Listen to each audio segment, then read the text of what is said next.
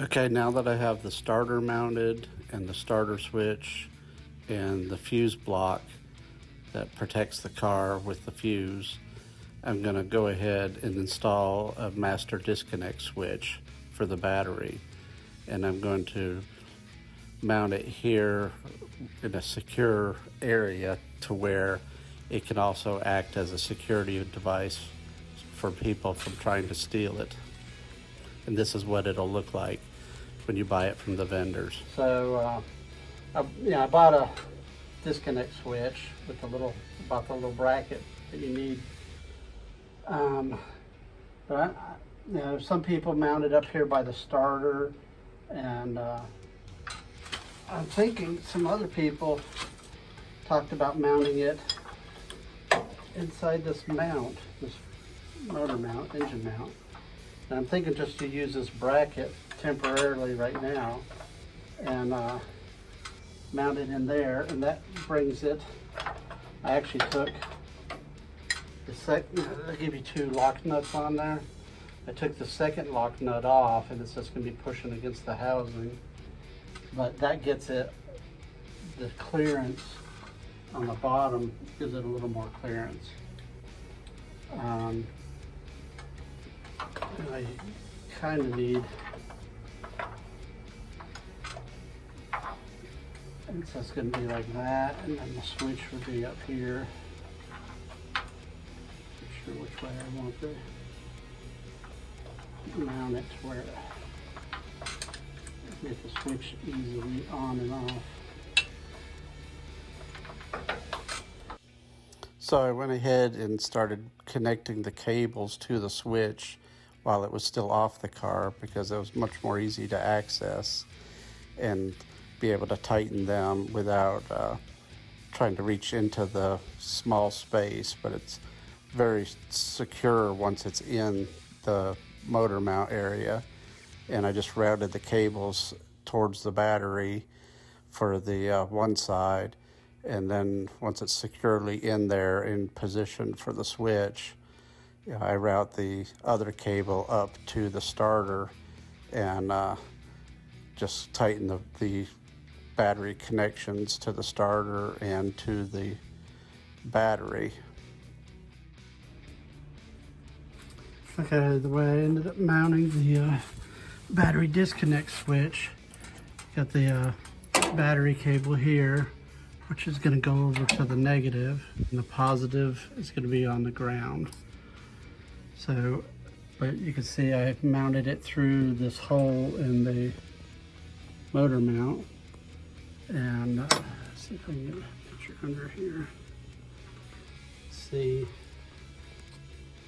that it has clearance. On my fingers past this bolt here. I kind of turned it a little bit to get it away from the motor mount right there, and then I have it set to where if I pull it this way is on and that's off, and I labeled it so that if I forget later on, I can just look at it. On, off.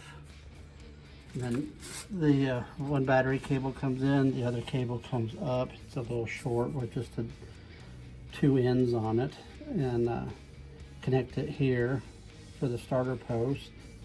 This will disconnect the starter. Like if the starter ever hangs, I can just shut the switch off. The fuse is actually for the rest of the car, getting to the battery.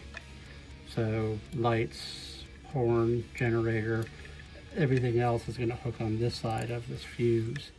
And if it has any problems, it's just going to burn the fuse out if it tries to go to short or anything like that. So that's hooking up a battery disconnect switch. Once I get the cowl on, some people like to have it inside the car, and on the cowl you'd have a switch up here going through the firewall. But this one you'd have to open the engine cover to get to it. So it would be a little bit nicer having it inside the car, but I'm going to have to take this body on and off, and I don't have a firewall to mount it to right now. So this is a good solution for right now. Okay, I got the battery disconnect switch on. Battery's connected, battery connected. Got the fusible link, which is gonna go to the ignition, everything else, lights, horn, everything. Right now it's not doing anything, but I went ahead and mounted the fuse, and I mounted the starter switch. So if I turn that on, got the battery going, still got the charger going on it, but we should have.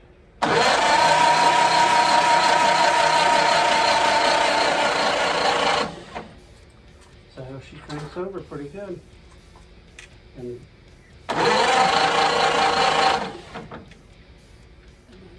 cut that off instead of taking the battery post on and off.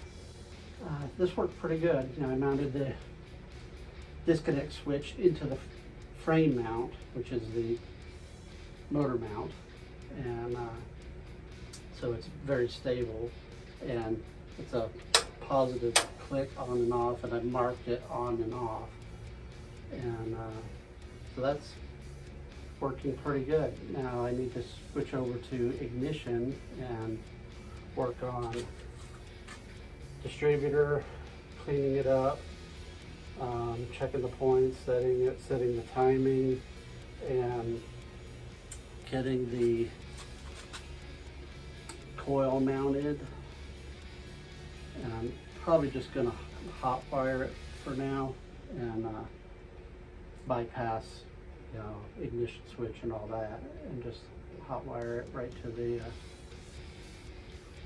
distributor, or to the coil. And then, so still got to work on a lot before it's going to start.